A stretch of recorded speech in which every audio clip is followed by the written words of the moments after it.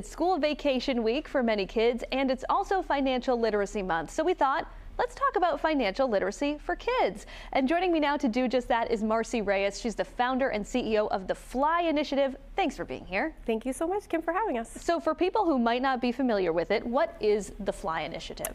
The FLY initiative is a 501c3 nonprofit organization headquartered in Providence, Rhode Island.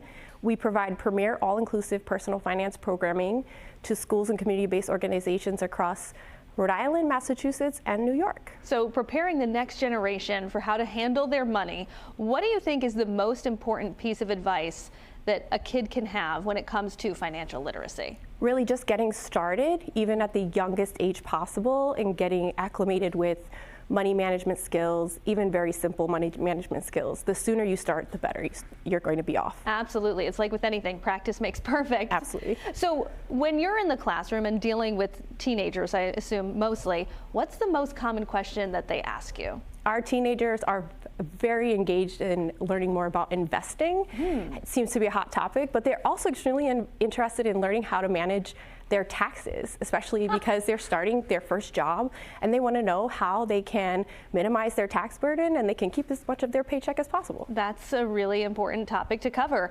You know, I'm sure some parents are at home watching right now thinking, I wish my kid was more financially literate. What piece of advice do you have for parents to make sure that their kids are comfortable with money?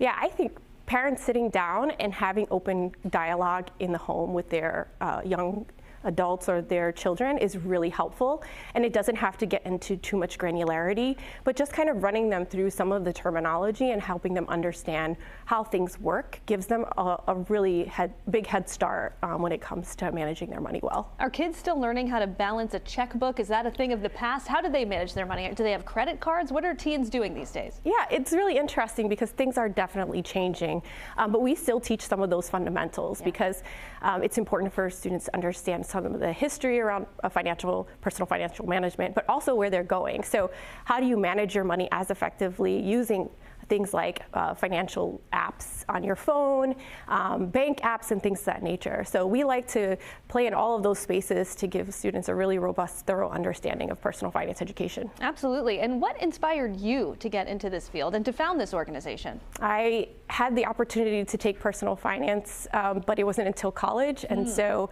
based on my own kind of experiences and wanting to prevent some of the, I would say, unhealthy financial decisions that I made before I had that education, I really had the passion to equip and to empower other individuals to do the same. And am I accurate in saying that now it is mandated that kids in high school get financial literacy education? Yes. In 2021, Rhode Island made it a mandate that all students graduate with a personal finance requirement.